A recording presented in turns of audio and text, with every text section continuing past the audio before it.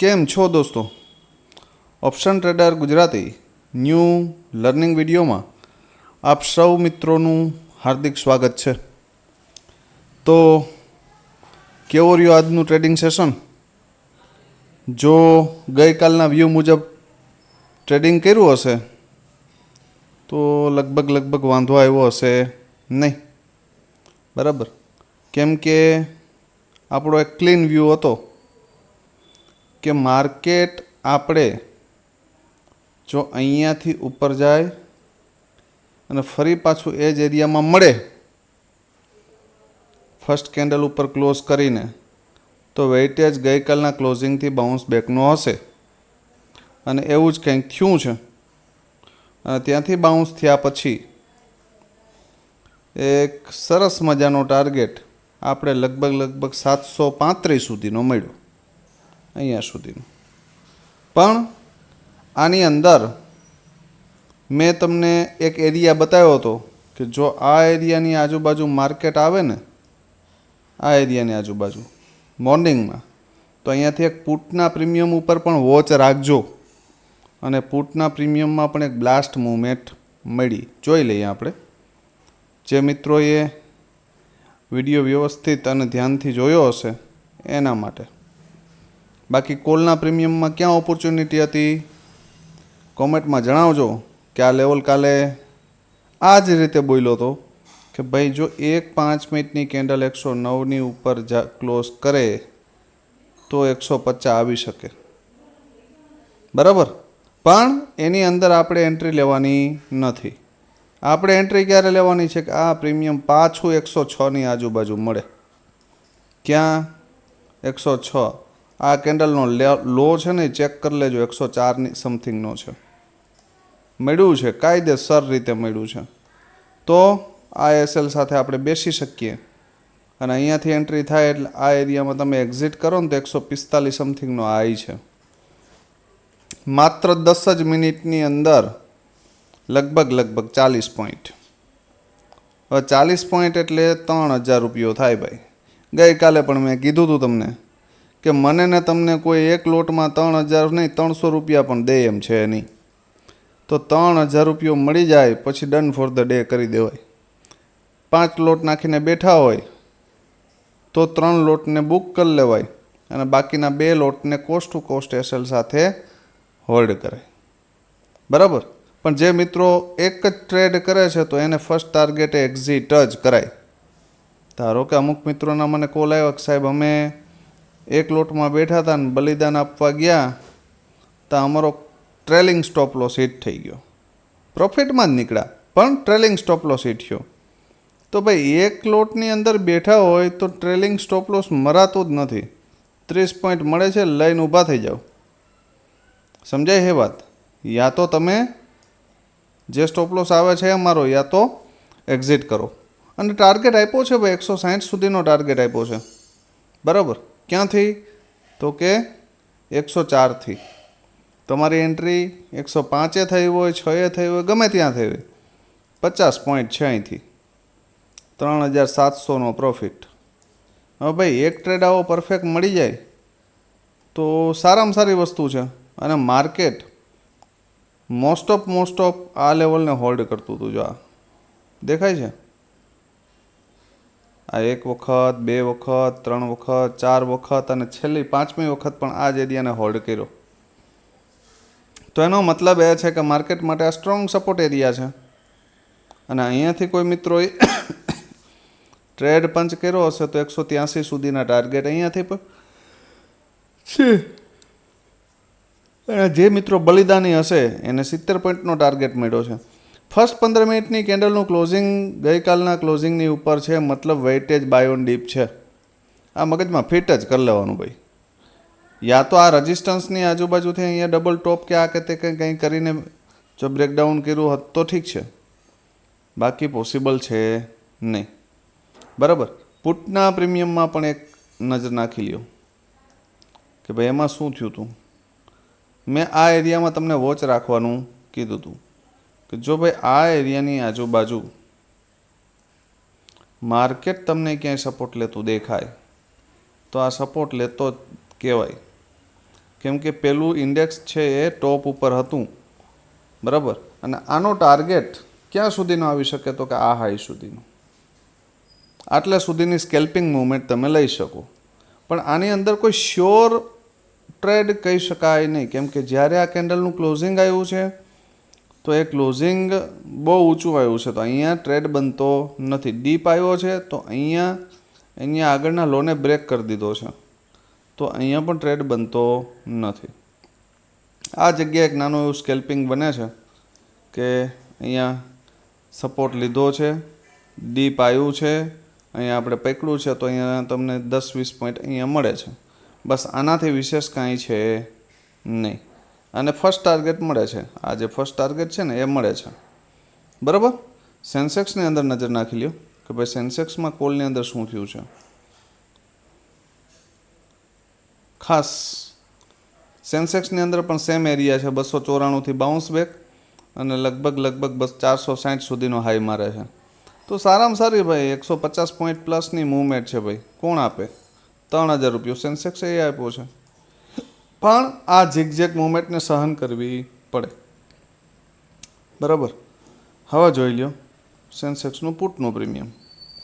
આજે થોડી સ્પીડ રાખશું મિત્રો, કેમ કે આજે સેન્સેક્સ પણ કવર કરવાનું છે, આવતીકાલે એની એક્સપાયરી છે એટલે. તો સેન્સેક્સની અંદર એક ટાર્ગેટ મળી છે પણ સીધો મળ્યો છે.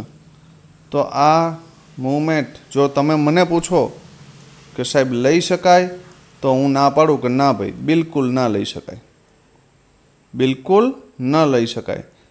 રીઝન એ છે કે આની અંદર જ્યારે કન્ફર્મેશન તમને મળે છે ત્યારે એસએલ તમારો બહુ મોટો છે, તો આવા ટ્રેડને એવોઇડ કરાય. હવે આવતીકાલે શું થઈ શકે? હવે જો ભાઈ એક્સપાયરીવાળું ઇન્ડેક્સનો હું વિરોધી માણસ છું. હું એક્સપાયરીવાળું ઇન્ડેક્સ એટલે ફૂલ ખતરો, બરાબર. તો એની અંદર જવું હોય ને તો 2 વાગ્યા પછી જવાય.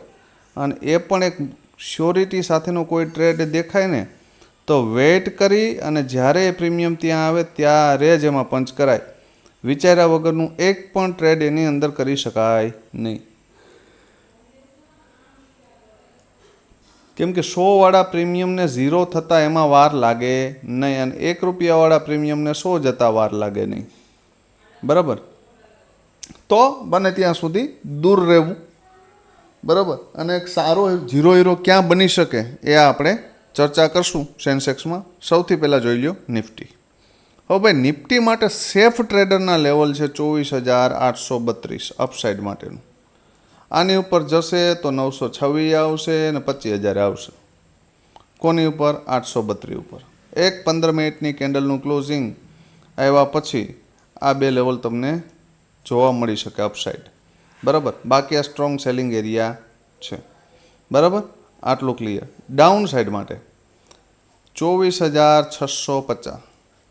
જો આની નીચે જશે તો 24,536 આવી શકે આ લેવલ, બરાબર.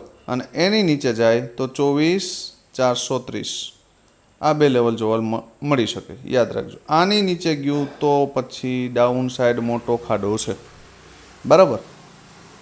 થવા માટે કાલે ગમે તે થઈ શકે, આ રેન્જમાં પણ રહી શકે અને બ્રેકઆઉટ કે બ્રેકડાઉન પણ થઈ શકે, બંને બાજુ. તો આપણે ધ્યાનમાં એટલું જ રાખવાનું છે કે ભાઈ માર્કેટ જો રિસ્કી ટ્રેડર માટે એક ટાર્ગેટ અધૂરો છે હજી. આ જે પ્રીમિયમ ઉપર ગયું છે ને એનો ટાર્ગેટ અહીંયા સુધીનો છે 24,832 સુધીનો. તો જો ભાઈ આ પ્રીમિયમ તમને અહીંયા ક્યાંક ડીપ મળે આ એરિયામાં, બરાબર, તો આની અંદર એક બાઇંગની એન્ટ્રી બની શકે. ક્યાં સુધી? આ લેવલ સુધી. જો આ લેવલને બ્રેક કરી દઈએ ને તો આ લેવલ સુધી હોલ્ડ કરી શકાય. અહીંયા તો એને ફરજિયાત બ્રેક કરવા દેજો ભાઈ, પછી જ અપસાઇડ માટે એન્ટ્રી લેજો, બરાબર. બાકી નહીં. બ્રેક કરી દેશો તો લઈ લેશો ને રિટેસ્ટ ઉપર, શું વાંધો છે, બરાબર. બાકી ડાયરેક્ટ અહીંયાથી એન્ટ્રી લીધા પછી આ 2 ટાર્ગેટ લે અને એક્ઝિટ કરજો, કેમ કે 650થી 832 લગભગ 150 પોઈન્ટ પ્લસ છે, બરાબર. અને સારામાં સારા કહેવાય 150 પોઈન્ટ. ડાઉન સાઇડ માટે આ એરિયામાંથી જો કોઈ નેગેટિવિટી જોવા મળે, સાંભળજો, સારો એવો જેકપોટ ક્યાં મળી શકે? માર્કેટ ગેપ અપ ઓપન થઈ જાય અહીંયાથી ડાઉન આવે, આ ક્લોઝિંગને બ્રેક ન કરે, બરાબર, અથવા તો આ એરિયાની સુધી આવે અને અહીંયાથી સપોર્ટ લે અને ફરી જો આ લેવલ બ્રેક થયું ને ભાઈ 24,832 તો 24,926 આવશે ને 25,013 આવશે અને એનાથી ઉપર જશે તો 25,108 આવશે, બરાબર, પણ ગેપ અપની કન્ડિશનમાં, બરાબર. ગેપ અપ થયા પછી આ લેવલ હોલ્ડ થવું જોઈએ. અહીંયાથી ઉપર ગયું, બરાબર, અહીંયાથી ઉપર ગયું અને જો આ લેવલ બ્રેક થયું અને પછી નાનું એવું રિટ્રેસમેન્ટ આવે ને તો આની અંદર એન્ટ્રી કરી શકાય અને આ લેવલ સુધી હોલ્ડ કરી શકાય, બરાબર. આટલું ક્લિયર. ડાઉન સાઈડ માટે આ લેવલ બ્રેક કરે તો આ બંને લેવલ જોવા મળી શકે, ફર્સ્ટ આ અને સેકન્ડ આ, બરાબર. આટલું ક્લિયર રાખજો. હવે જોઈ લ્યો એક કોલનું અને એક પુટનું પ્રીમિયમ. પછી જો આ પ્રીમિયમ છે 24,750નો CE, બરાબર. આની અંદર શું થઈ શકે તો કે ભાઈ જો આની અંદર 24,750ના CEમાં એક તો બેસ્ટ બાઇંગ એરિયા યા તો 69 ડીપ મળે તો યા તો 125ની ઉપર એક કેન્ડલનું ક્લોઝિંગ આવે તો વિચારી શકાય. આ બે એરિયા ઉપર બાઇંગ એરિયા છે, આની ઉપર અને અહીંયા સપોર્ટ લઈ તો, બરાબર. માર્કેટ ફ્લેટ ઓપન થાય અને ઉપર નીકળે તો ફર્સ્ટ ટાર્ગેટ 174, બરાબર. પણ અહીંયાથી ઓપન થઈ આની ઉપર નીકળું ને આ ટાર્ગેટ આપ્યો 174નો અને ફરી જો અહીંયા આવ્યું ને 125 અને અહીંયા સપોર્ટ લેતું દેખાય ને ભાઈ, તો અહીંયાથી તમારી એન્ટ્રી બની હોય ને 174ને બ્રેક કરી દે ને તો હું તો એમ કહું કે 252 સુધી બલિદાન દઈ દેવાય. શું કરાય? આની ઉપર નીકળે ને તો આ લેવલ કન્ફર્મ જોવા મળી શકે તમને, ડાયરેક્ટ 2x, બરાબર. બીજી એક સારામાં સારી ઓપોર્ચ્યુનિટી કે ધારી લ્યો કે માર્કેટ ગેપ અપ ઓપન થયો આ એરિયામાં અને અહીંયાથી જો આ ક્લોઝિંગ આવે અથવા તો ભૂલમાં જે 87નું લેવલ છે ત્યાં આવી જાય, બરાબર, અને આ એરિયામાંથી સપોર્ટ લેતું દેખાય અને જો 125ને બ્રેક કરી દે ને, બરાબર, તો 174 એના પછી 200 પછી 220 અને 252 આમ સ્ટેપ બાય સ્ટેપ અહીંયા સુધી માર્કેટ આ પ્રીમિયમ આવી શકે, બરાબર. આટલું ક્લિયર. એટલે આ બે કન્ડિશન છે, આની ઉપર યા તો આ એરિયામાં ક્યાંય સપોર્ટ લે તો, બરાબર. વધારે ગેપ અપ થાય તો થોડી રાહ જોજો નીચે આવવાની, બરાબર. આ મગજમાં ફિટ કરી લેજો. હવે જોઈ લ્યો પુટનું પ્રીમિયમ. પુટના પ્રીમિયમ પાસે એક બેઝ છે 32 અને એક સપોર્ટ છે 57. હું પર્સનલી એવું ઈચ્છું છું કે આ પ્રીમિયમ જો આ એરિયામાંથી બાઉન્સ બેક કરે તો 117 સુધીના ટાર્ગેટ આપી શકે. ક્યાં સુધીના? 117 સુધીના. એનાથી ઉપર જાય તો 161 સુધી જઈ શકે, બરાબર. પણ ધારી લ્યો કે આ પ્રીમિયમ ગેપ અપ ઓપન થાય આ એરિયામાં અને જો અહીંયા આવ્યું ક્યાં 57 અને જો 117ને બ્રેક કરી દે ને તો 161 અને 210 આ બંને લેવલ જોવા મળી શકે. ક્યાંથી? 57થી, બરાબર. અથવા તો આ એરિયામાંથી ધારી લ્યો કે રિટર્ન થયું અને 117ને બ્રેક કર્યું તો અહીંયાથી એન્ટ્રી બની શકે અને આ બે લેવલ સુધી જઈ શકે 210 સુધી, બરાબર. આટલું મગજમાં ક્લીન રાખજો અને સ્ક્રીનશોટ મારી લેજો. હવે જોઈ લ્યો સેન્સેક્સ ઇન્ડેક્સ, ખાસ જોવા જેવી વસ્તુ. હીરો માટે આ ઇન્ડેક્સનું એનાલિસિસ સમજજો. હવે જો ડાઉન સાઈડ માટે લેવલ છે 80,804 અને અપસાઇડ માટે લેવલ છે 81,273, બરાબર. માર્કેટ ઊભું છે 81,000ના રાઉન્ડ લેવલ ઉપર, બરાબર. મિડલ ટુ મિડલ છે, ઉપર પણ સ્પેસ છે, નીચે પણ સ્પેસ છે, બરાબર. જો માર્કેટ આ એરિયામાં રખડતું દેખાય ત્યાં સુધી આની અંદર કોઈ પણ જાતનો ચારો કરવો નહીં. સિવાય કે ટોપથી સેલ અને બોટમથી બાય. બરાબર. સેલ માટે પણ કન્ડિશન બનવી જોઈએ કે અહીંયા ડબલ ટોપ બને, પ્રીમિયમની અંદર ડબલ બોટમ બને, સપોર્ટ લેતું દેખાય તો. બાઇંગ માટે પણ ક્લિયર વસ્તુ કે અહીંયા સપોર્ટ લેતું દેખાય તો ક્યાં સુધી? 273 સુધી. 273થી ધારી લ્યો કે માર્કેટ રેન્જમાં રહ્યું, ડીપ આવ્યું, ડીપથી અપસાઇડ ગયું અને 273ને લગભગ 1-1.5 વાગ્યા પછી બ્રેક કરે. બરાબર. અને સીધું 81,597ની ઉપર 15 મિનિટની કેન્ડલનું ક્લોઝિંગ આવે ને ભાઈ, યાદ રાખજો મારા શબ્દો, અહીંયાથી ડાયરેક્ટ સીધું આની ઉપર ક્લોઝિંગ આવે અથવા તો અહીંયા નીચે આવી અહીંયાથી સપોર્ટ લઈ અને અહીંયા આની ઉપર ક્લોઝિંગ આવે. કોની ઉપર? 81,597ની ઉપર 15 મિનિટની કેન્ડલનું ક્લોઝિંગ આવે અને ફરી માર્કેટ જો ડીપ મળે ને, બરાબર, 81,273 તો એ તમારા માટે ઓપોર્ચ્યુનિટી હશે હીરોની. અહીંયા 5 વાળા પ્રીમિયમ 200 જતા રહે તો એમાં કોઈ મોટી વાત છે નહીં. કેમ કે જો આ પ્રીમિયમ અહીંથી ઉપર ગયું, આની પર ક્લોઝ કરી કેન્ડલ, બરાબર, અને પછી જો આ લેવલે આવ્યું ને 273 તો ફર્સ્ટ આ લેવલે બ્રેક થશે, આ હાઈએ બ્રેક થશે ને કદાચ આ લેવલ આવે ને તો એમાં કોઈ નવાઈ કરતા નહીં. આ જ કન્ડિશનમાં હીરો થઈ શકે, બાકી નહીં. બરાબર. સેમ કન્ડિશન ડાઉન સાઈડની કે ધારી લ્યો કે આ એરિયામાં ગયું ઉપર, અહીંયાથી રિજેક્શન લીધું, બરાબર, અહીંયાથી રિજેક્શન લઈને આ લેવલ બ્રેક કરીને અહીંયા આવ્યું. ક્યાં? 80,489. બરાબર. અને 89ને બ્રેક કરીને કેન્ડલની ક્લોઝિંગ આવીને ફરી જો આ લેવલને રિટેસ્ટ મારે, કોને? 80,800ને, અને જો અહીંયાથી નેગેટિવિટી દેખાય ને તો અહીંયાથી ફોલ આવ્યા પછી આ લેવલે બ્રેક થશે, આ લોએ બ્રેક થશે ને 80,000 સુધી માર્કેટ આવે તો એમાં કોઈ આશ્ચર્ય કરવું નહીં. આ એક જ કન્ડિશનની અંદર હીરો થઈ શકે. એના સિવાયની એક કન્ડિશન એવી છે કે માર્કેટ અહીંયા જાય, અહીંયા ડબલ ટોપ બનાવે અને એન્ડ ઓફ ધ મતલબ કે 2 વાગ્યાથી લઈ અને 2:20 સુધીમાં જો અહીંયાથી રિજેક્શન આવતું દેખાય, બરાબર, અને જો આ લેવલને બ્રેક કરી દે, બરાબર, આ લેવલને ડાઉન બ્રેક કરી દે, બરાબર, અને ફરી જો રિટેસ્ટ આવે ને તો આ એરિયામાંથી સેલિંગની ઓપોર્ચ્યુનિટી છે અને અહીંયાથી આ ફર્સ્ટ લેવલ આ આવશે અને સેકન્ડ તમારું આ આવી શકે. બરાબર. આ સેકન્ડ કન્ડિશન કોની? ડાઉન સાઈડ માટેની.